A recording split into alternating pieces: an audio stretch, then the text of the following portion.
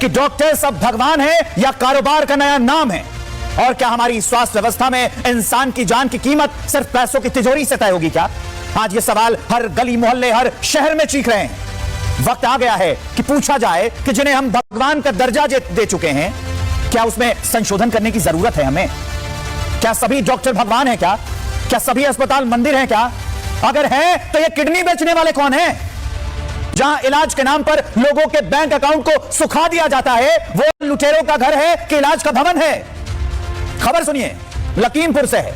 लखीमपुर में एक अस्पताल बच्चा खा गया, समय पर इलाज से नहीं हुआ, उसे समय पर इलाज नहीं मिला तो वो मर गया। उसकी मां भी मर जाती। अस्पताल ने फीस बढ़ा दी, इलाज रोक दिया, उसे गलत दवाई दे दी। बाप अपनी औलाद को झोले में लेकर इंसाफ की गुहार लगा रहा है। सोचिए कि अस्पतालों में बैठे ये लोग भगवान हैं कि हैवान हैं?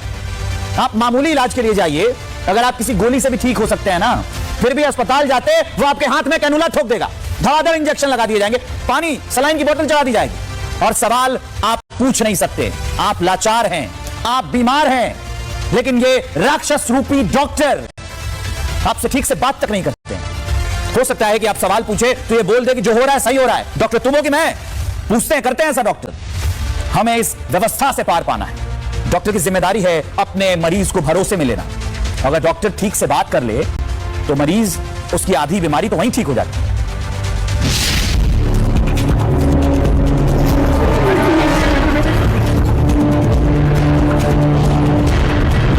हमारे सपने अधूरे रह गए, क्या करें, परेशान ले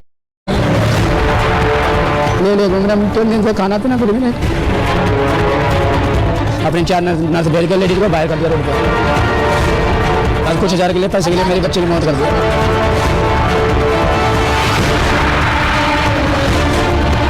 एक बार हाथ में थैला और थैले में मरा हुआ उसका बच्चा,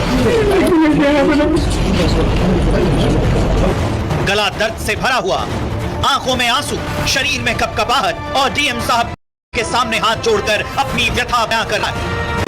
ये कहानी किसी फिल्म की नहीं है, ये हकीकत है उत्तर प्रदेश के लखीमपुर की।